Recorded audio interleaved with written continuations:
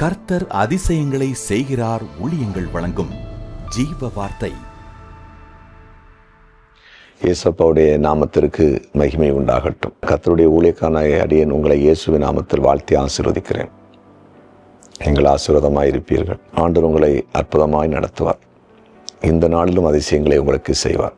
நம்பிக்கையா இருங்க. இந்த நாளின் ஜீவார்த்தைக்கான வசனம் சங்கீதம் 28:6. கர்த்தருக்கு ஸ்தோத்திரம், அவரின் விண்ணப்பங்களின் சத்தத்தை கேட்டார். கர்த்தருக்கு ஸ்தோத்திரம், அவரின் விண்ணப்பங்களின் சத்தத்தை கேட்டார். அப்படின்னா நம்முடைய விண்ணப்பமாகிய ஜெபத்தின் சத்தத்தை ஆண்டவர் கேட்கும்போது, நம்முடைய ஜெபத்திற்கு பதில் வரும் பொழுது, நம்முடைய ஜெபத்திற்கு ஆண்டவர் அற்புதங்களை செய்து முடிக்கும் போது அதுக்கு நன்றியாக ஸ்தோத்திரம் செலுத்தணும். அதான் இந்த வசனத்தின் அர்த்தம்.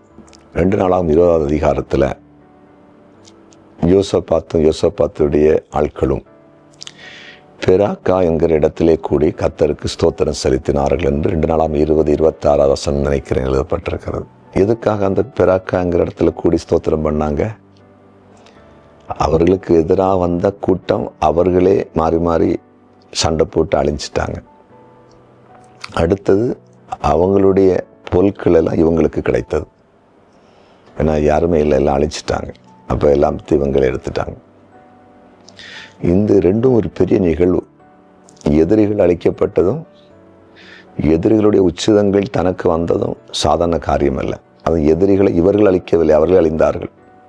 இவர்கள் அங்கே ரத்தம் சிந்தவில்லை, ஆயுதத்தை பயன்படுத்தவில்லை, பணம் செலவு பண்ணவில்லை, சரீரத்தின் பலனை இழக்கவில்லை. இங்கு இந்த பக்கம் மரணம் சம்பவிக்கவில்லை. இலகுவாய் முடிகிறது காரியங்கள். அப்படின்னா அது ஒரு பெரிய ஆச்சரியம். அப்புறம் வேலை செய்யாமலே பொருள் கிடைக்குது, உழைக்காமலே பணம் கொடுக்காமலே ஆடை ஆபரணங்கள் சாப்பாடு போலாம் வருது. அப்போ அதுக்கு நன்றி செலுத்தாமல் இருக்க முடியுமா? இதுதான் ஒரு ஸ்தோத்திரம் செலுத்துகிற உணர்வு. நம்ம வாழ்க்கையில் தேவன் எவ்வளோ நன்மைகளை செய்திருக்கிறார், அற்புதங்களை செய்திருக்கிறார், அதிசயங்களை செய்திருக்கிறார். நம்ம ஜெபத்திற்கு பதில் வந்திருக்கிறது, ஜெபத்துக்கு அற்புதம் நடந்திருக்கிறது. அதை புரிந்து தேவனுக்கு உள்ளத்தின் ஆழ்த்தின் ஸ்தோத்திரம் ஏறெடுத்திருக்கிறோமா? சிந்தித்து பாருங்களேன். இன்றைக்கு அர்ப்பணிங்களேன். கர்த்தர் பெரிய காரியங்களை செய்வார். ஜெபிப்போமா? ஜெபிக்கலாம். எங்கள் அன்பு ஆண்டவரே, உம்முடைய விலையேறப்பெற்ற பிரசன்னத்துக்காக நன்றி. கிருபைக்காய் ஸ்தோத்திரம். உம்முடைய மகிமை இப்போது இறங்கட்டும்.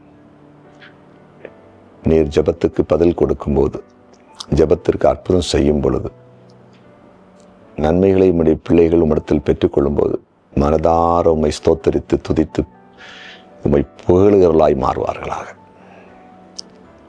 இன்றைக்கும் கடந்த காலங்களின் செய்த நன்மை நினைத்து ஸ்தோத்திரம் செலுத்த ஆரம்பிக்கட்டும்.